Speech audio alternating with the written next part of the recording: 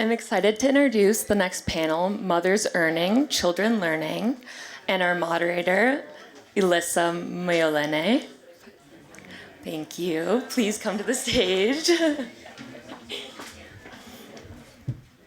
Any, please. Are perfect. Yeah. Hello, everyone. Thank you for joining us today. My name is ELISSA MIOLENE. I am a journalist at DevEx. We are the largest news organization that's focused on global development, humanitarian aid, and I'm thrilled to be here with you all today and my excellent set of panelists to talk about something that I think will be hopefully really interesting and really critical to this room, but also hopefully to the whole of Davos, which is women and girls and mothers and the connections that we can create across education and why it matters. So we're going to get into all of that today, but to start, I just want to set a little bit of framing here. So we're going to focus on girls' education for the next half hour. And this, increasingly, is a sector that's been really under threat. Last year, we saw increasing conflict. We saw escalating climate shocks. We saw a drop in official development assistance. And all of this affected girls' ability to learn and thrive and grow. Now, all of these changes are now forcing us to kind of rely on different partnerships, actors, players. And one of those players that we're going to highlight here today are those that are already behind girls, moms. The moms that are there to support girls and the caregivers throughout the worst of it that are often already there. So we're going to get into that. We're going to talk about girls' education. We're going to talk about mothers. We're going to talk about different programs that work and the lessons that we've learned and why companies and private sector partnerships might be able to fuel some of these programs ahead. So with that, I will introduce this fantastic set of women next to me. Immediately to my left, make sure I get everyone's titles right. We have LUCINDA DANNATT, who's the co-founder of Street Child, an organization that works in nearly 20 countries across the world, really focusing on girls' education, but also the livelihood of mothers, which we'll get into. Next to LUCINDA, we have INDERPREET SAWHNEY, who is the Chief Legal Officer and Chief Compliance Officer of Infosys, which is a Bengaluru-based tech company, though I've learned INDERPREET herself is based in Texas. Next to her, we have VERMEER, who is the Vice President of Corporate and Public Affairs at Liberty Global, a multinational telecommunications company based in London. And next to her, we have PALLE, who is the Vice President of Sustainability at Formula E, an international motor racing championship for electric cars. So a very impressive group of women, and we have a lot to talk about. So let's dive in. To kind of set the framing, I want to start with LUCINDA. LUCINDA, you've worked now at Street Child since 2008, so really working on girls' education in a number of different cross-sections. But I want to ask you about this idea of mothers and about really supporting mothers to then support their children. Why does this matter to Street Child? Yeah, thank you so much, and thank you so much for hosting us here. And I want to say how inspiring it was to hear Dr. Ngozi speak beforehand. So thank you to her as well, particularly as she's talking about entrepreneurialism with women, and that's a topic that we really want to get into this morning. So Street Child works for a world where every child is safe in school and learning. We focus our support where that's least likely to be true. So we work across 20 of the most fragile, conflict-affected, crisis-affected, and extremely poor contexts. And it's the case that children there just don't have the opportunity to go to school. And our focus is to enable them to do that. And one of the ways that we've been able to do that is by focusing on the mothers. So just to give you an idea of how important this is, girls in sub-Saharan Africa, every year they spend in secondary education increases their lifetime earnings by 20% every year. So the longer that we can achieve for children to go to school, it makes dramatic impact. Everyone here at Davos is talking about smart investments. And what we're here to tell you is that investing in girls and investing in mothers is the best way to do that because, 20% income uplift is just an amazing thing to do. And so investing in mothers, well, one of the greatest reasons that girls, children don't go to school in sub-Saharan Africa is because of poverty. And so since 2010, we have been pioneering an innovative scheme that has enabled over 55,000 caregivers, predominantly mothers, 90% of them mothers, to set up small businesses through a cash grant, mentoring, training, and monitoring. And it's tied to the fact that they send their children to school. And the results are incredible. So the businesses survive after the work is complete, but also 3 years on, over 70% of those children are still in school. So we know it works. It's a smart investment, and we're delighted that we're able to talk about it today. Great. And I think recently you've also expanded that program further through a loan program. So tell me a little bit and tell the crowd a little bit about why that was necessary and what that program is willing to do or working to do. Yeah, no, thank you. So as I said, every year you can keep a girl in school, her lifetime prospects of earnings increase.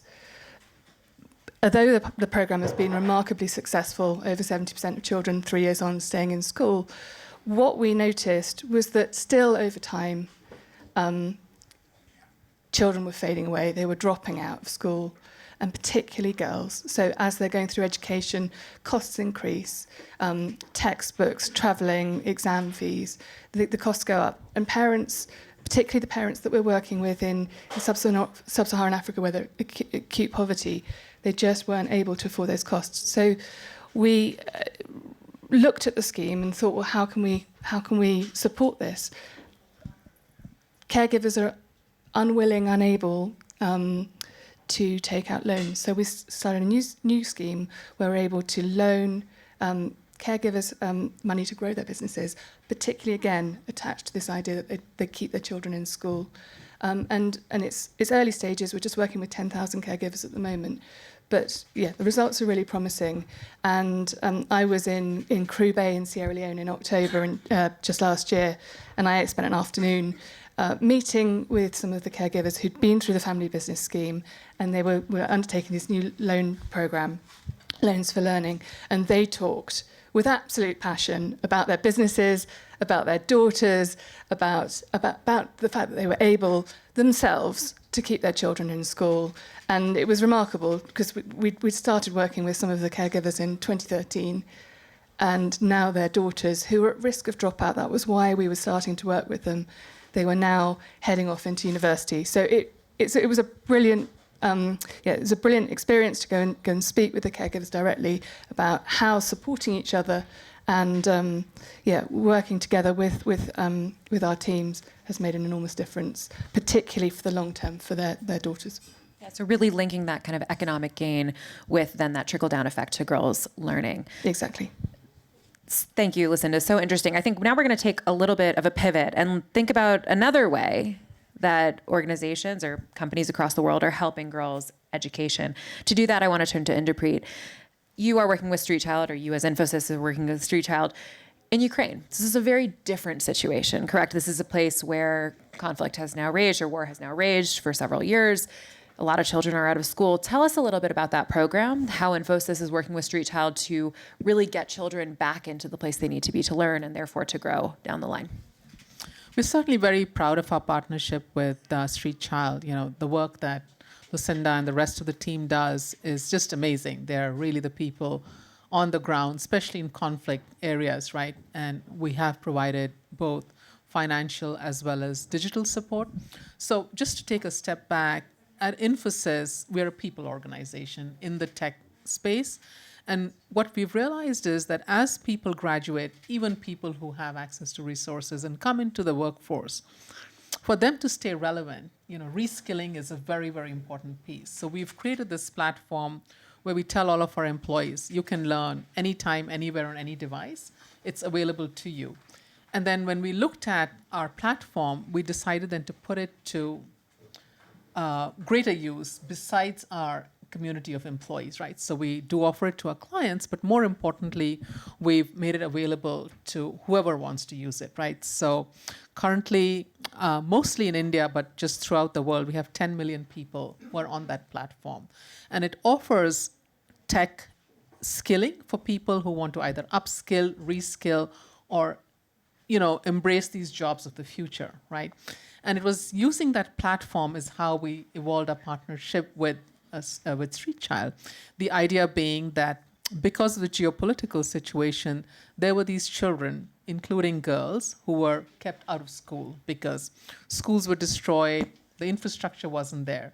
So we ended up creating 7 digital learning centers, which gave these children in these in this harsh environment, which is even difficult for us to imagine, the ability to come into a safe space and learn digitally and remotely, even when you couldn't go to school, so the school came to you. And we've used this philosophy and this model in other parts where you look at under-resourced communities, right? The under-resourcing could be because of geopolitics. It could just be historical. We see a lot of that, for example, in most communities, but particularly in India, where women have been kept out of access to education.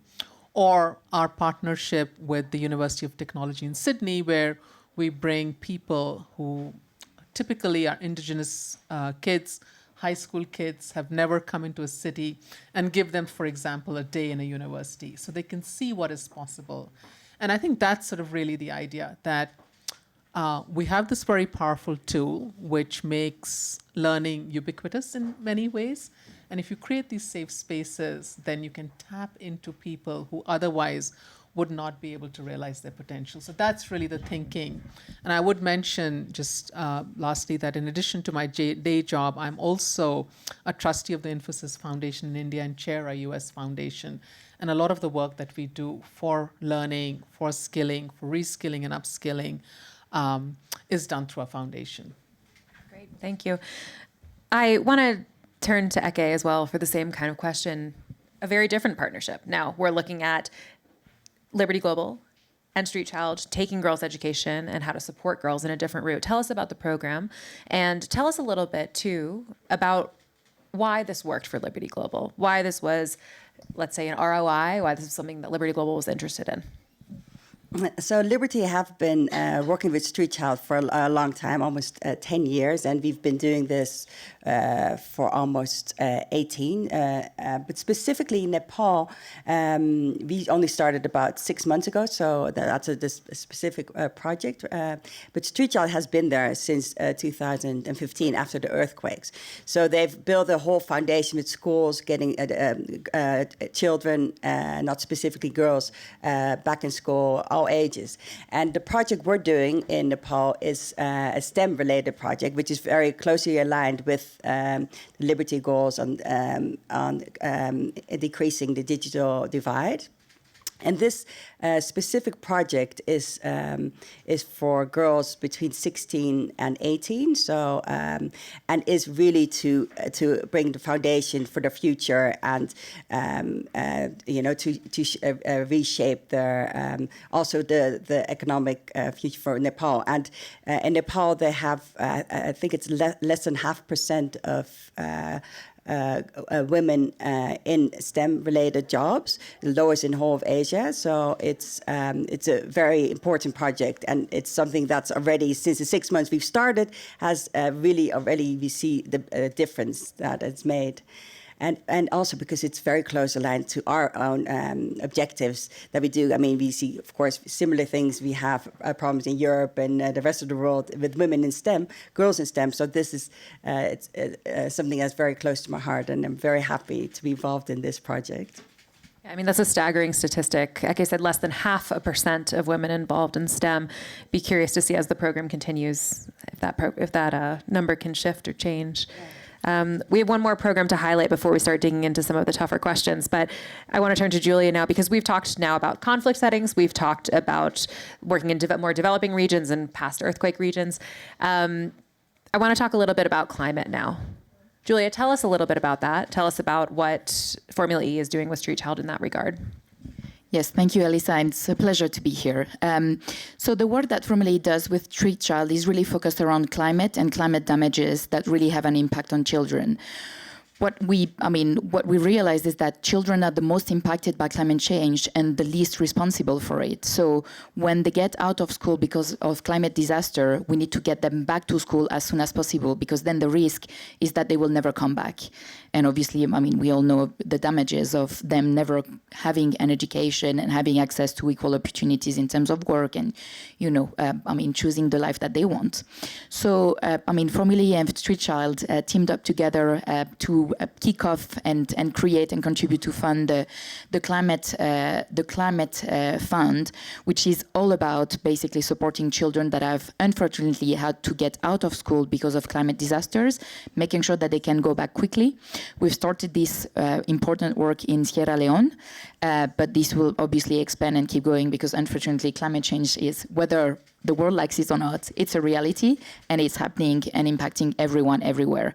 And obviously children are, I mean, the most vulnerable population facing it. Thank you. So a lot of really different programs, a lot of different communities. Lucinda, I want to turn back to you just to kind of bridge this gap here. What kind of have you seen works among these different contexts, works within, and what doesn't? Where do needs diverge? Tell us a little bit about that. Yeah, thank you. So I think what's clear is, although all the contexts are extraordinarily different, and you know, you've heard a range of different programs, what's key is that we need to look at what works for the context and be agile and really look at making smart, sensible investments. And so from contexts like Sierra Leone, where extreme poverty and remoteness is preventing children from going to school, cash injections, working with mothers makes a huge difference. Working in conflict zones, getting children into a safe space where they can feel safe and secure is incredibly important, and a massive investment so that they can start to recover. And using the expertise of Infosys with digital support is has been a striking, innovative way of achieving those aims. And so, and climate is a disaster that is getting worse and worse. And Julie's exactly right that we really need to lean in and make sure that children are able to get back to school as quickly as possible. And of course, it's girls, again, that are most likely, once they drop out, to find it difficult to get back. So everything we can do to focus on girls' education, supporting parents and their communities and the countries that they live in to enable them to get that education and break the barrier of poverty is extraordinarily important. Which I think if you're a nonprofit and you're focused like Lucinda of girls' education and that is your core mandate, of course, the ROI is clear. I think for private sector companies, it can be a little more challenging, right? That is not your main mandate. Technology, communications, race cars. You know, we've got a totally different kind of MO here. So tell me a little bit, whoever wants to take this question or several, how you kind of make that case, why this makes sense for each of your companies, and really kind of what that ROI is for you and for your companies. I'll be quick. But I think for Liberty, what we did, we made this really part of our culture. So it isn't like a project we're doing. Street Child and the causes is really embedded in everything we do. And for example, every year we do the big ride. So it's a big, and thousands of people, and all our partners, law firms, everybody takes part in this. And we have galas, we organize volunteering, but also the tech team. We make AI programs, we do hackathons, so everybody's involved, and there's always a way for anyone in the company to be involved, and that's really creates something that is a part of Liberty Global, of our culture, and I think that's why it works really well. And you know, it's also as a tech company, we have this wonderful asset. It's a great way to give back. It's a great way to engage with all of your stakeholders, the employees who volunteer, the people who are passionate about this, like how do you bring them and their families together for this cause? And then, you know, as a member of the communities where we live and we thrive, we also have an obligation to make sure those communities continue to thrive, because you cannot do this alone. And leaving a significant part of the population behind, I think, is an asset that in many ways we are underutilizing, right? Like if you think of the women who could have been if they had all the resources. On the Formulae side, it's, I mean, we're coming at it from a slightly different angle, because obviously we're creating with a purpose to try and support people living more sustainable lifestyles. But obviously, climate is not about, saving the planet. It's saving people that then will save the planet. So that's where we're coming at it, because we want to make sure that we impact positively the communities where we operate. But also because motorsport, and I'm sure it's going to be no surprise to anyone, motorsport is a very male-dominated environment. And we have a mission to rebalance that. Formally is exceptional in this case because we're really a 50-50 gender-balanced organization. But we are the exception part of the rule. The rest of the motorsport industry is very, very male-dominated. So we actually want to proactively support girls, getting more opportunities because they deserve. We need girls and we need women to bring that diversity that will bring performance. That's basically the mindset and the purpose, and that's why we decided to join the two key areas of focus that we have: climate, children, and a focus on girls with Street Child.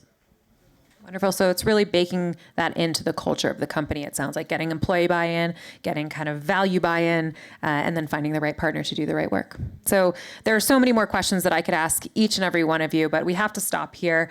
Thank you so much to our panelists for this conversation, and thank you to everyone for listening. Thank you.